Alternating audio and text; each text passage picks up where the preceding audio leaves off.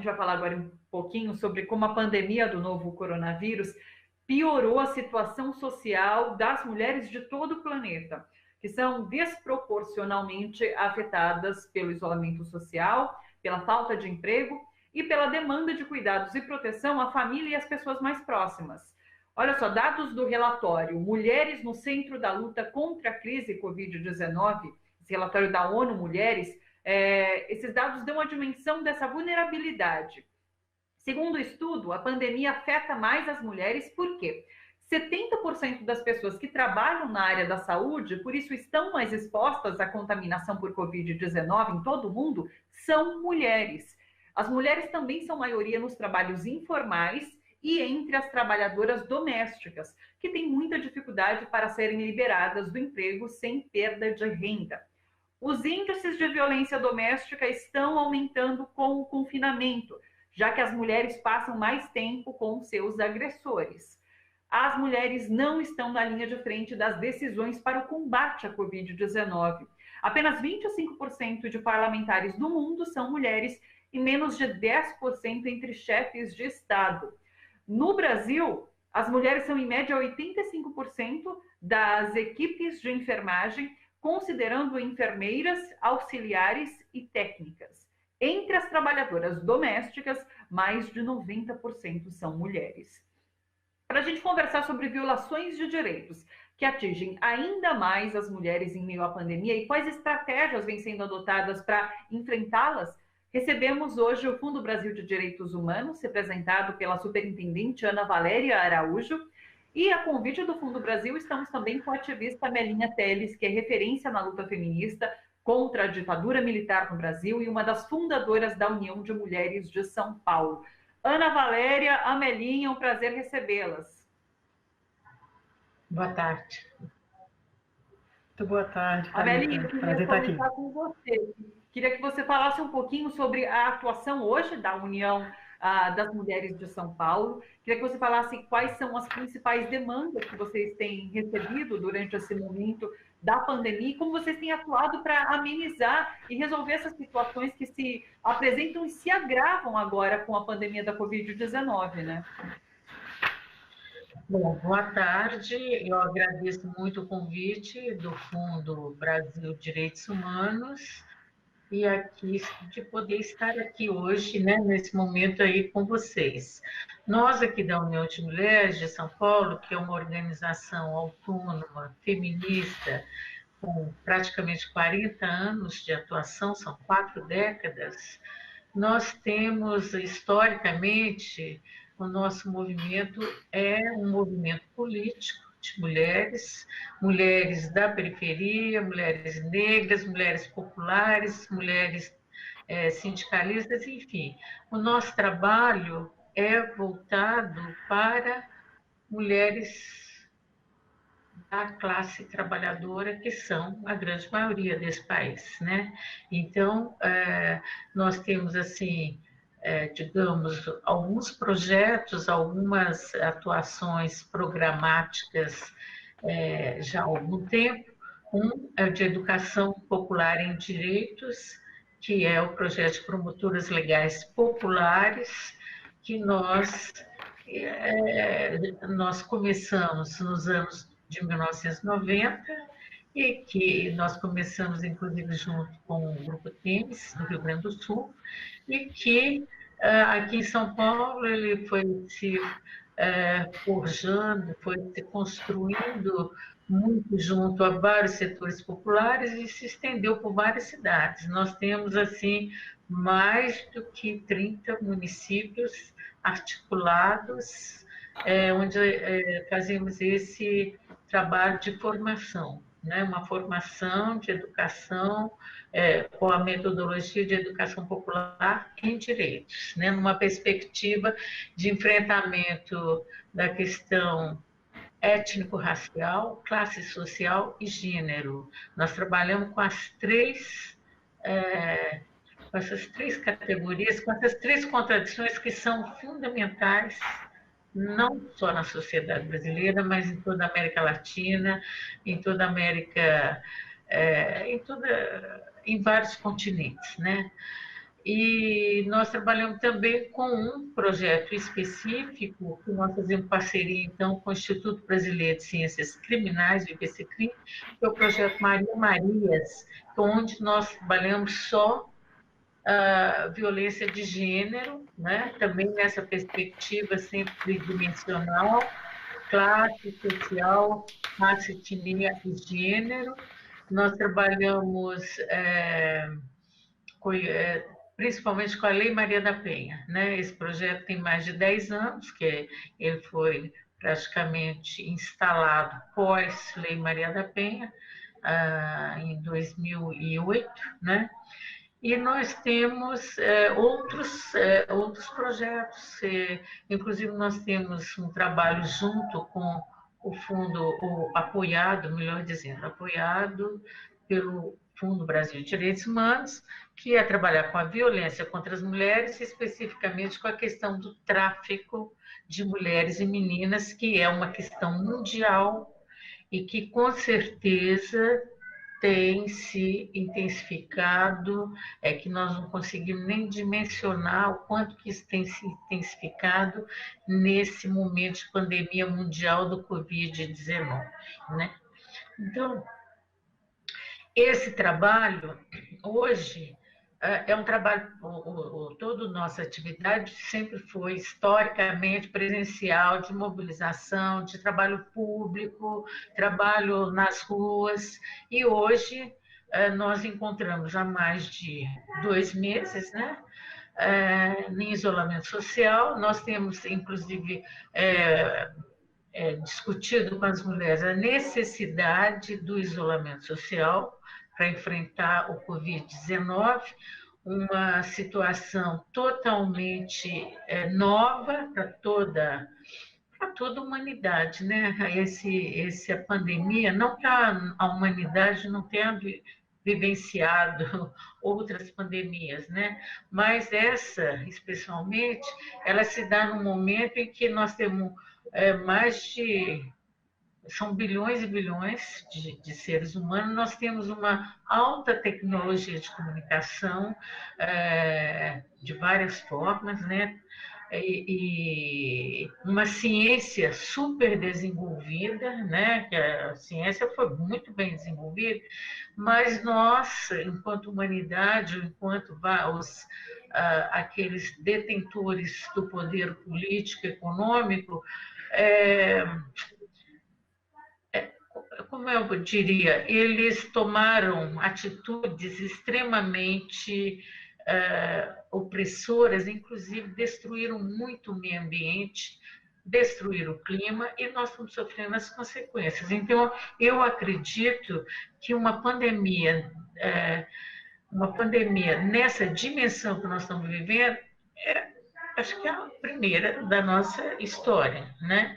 Agora, e é um paradoxo, que ao mesmo tempo nós teríamos conhecimento científico, recursos econômicos para enfrentar essa pandemia, no meu modo de ver, né? Então é um paradoxo, e nós estamos justamente essa situação que tem afetado a vida das periferias, a vida das populações periféricas, as populações negras, as populações de mulheres, né? E essa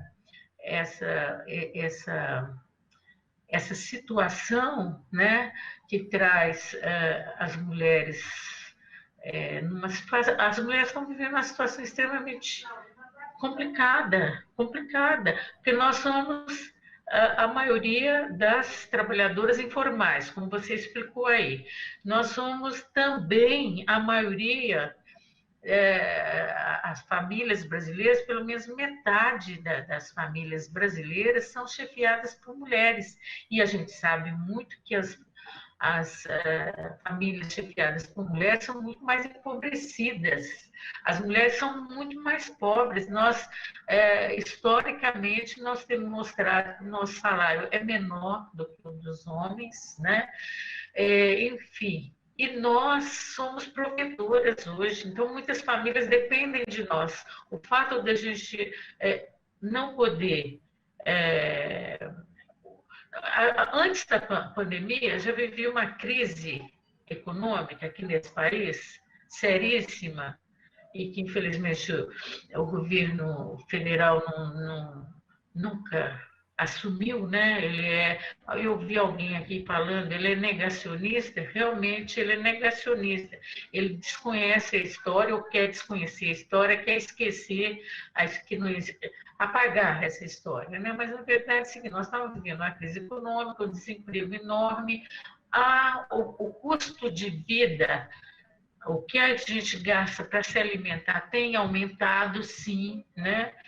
E isso afeta quem? A vida das mulheres. Quer dizer, isso já é um componente, essa crise econômica, esse desemprego, quer dizer, as mulheres estão, né, acho que você falou, se referiu a isso, as mulheres estão na informalidade, no mercado de trabalho, elas estão na informalidade, elas estão nos trabalhos precarizados, nós somos maioria na saúde, né? Então, e nós somos maioria na saúde, justamente nos trabalhos de enfermagem, auxiliar de enfermagem, técnica de enfermagem, que são as pessoas, são as profissionais que vão receber de cara os pacientes de Covid-19. Então, nós estamos aqui recebendo essas pessoas. Nós estamos no trabalho doméstico, que todos os dois trabalhos são essenciais. Aliás, os trabalhos das mulheres são essenciais, né? Por isso que as mulheres tinham que ser até ter um salário em dobro, na verdade, porque o nosso é essencial, seja na saúde, seja nos cuidados, na higienização. Infelizmente, os homens não fazem esses trabalhos, então as mulheres vão fazer isso fora de casa, né?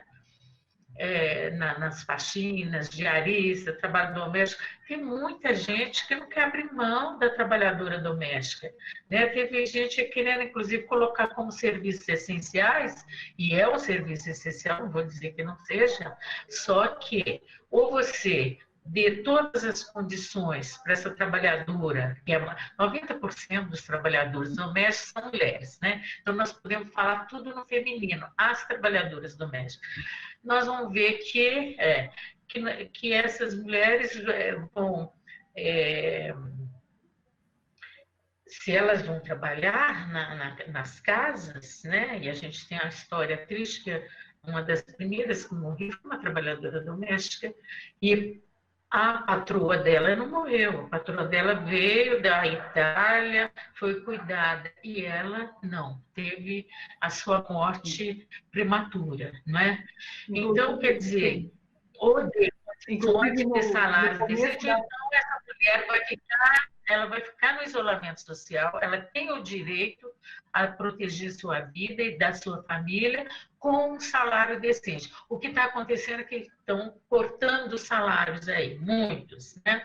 Agora, temos outras trabalhadoras também que estão em situação difícil, principalmente as que fazem trabalho ambulante, de vendedoras, essas que têm vende milho cozido ali na avenida, que faz, e são muitas, vende água, né, aí nos eventos, isso tudo não existe mais. Então, as mulheres, além do isolamento, da precariedade do trabalho, elas, ao ficarem em casa, também tem que lembrar que as moradias das mulheres, muitas delas são precárias, né? A gente vê isso tanto na periferia, em muitos casos. É uma família grande, às vezes, tem crianças, tem jovens, tem várias gerações naquela aglomeração. As mulheres, então, elas estão com uma sobrecarga de trabalho muito grande nesse momento. Sim. Porque elas não têm nem oportunidade de sair para buscar o trabalho, elas têm que ficar em casa. E a casa está muito aglomerada. Então, essas mulheres, elas precisam de as políticas de igualdade de gênero, as políticas de enfrentamento das discriminações históricas contra as mulheres, têm que ser pauta prioritária. Eu fico admirada de ver o governo se reunir para nem tratar desse assunto, como se isso não existisse. Que país é esse, gente? Aqui a população, a maioria são mulheres. E a maioria, eu diria, que está em situação de dificuldades, né? As mulheres estão em situação de dificuldade. Esse é um dado. Eu acho que o outro dado que a gente tem que pensar... Espera um minutinho, Amelinha. Deixa eu chegar para a Ana Valéria. Deixa eu jogar para a Ana Valéria para a gente falar um pouquinho sobre essa questão também de apoio a organizações que enfrentam essa retirada de direitos de mulheres ou mesmo a garantia de direitos mínimos das mulheres e ainda mais agora em momento de pandemia da Covid-19. Então, Ana Valéria, eu queria que você falasse um pouquinho sobre como os pedidos que chegam até o Fundo Brasil apontam agora nesse momento questões relacionadas à pandemia da Covid-19.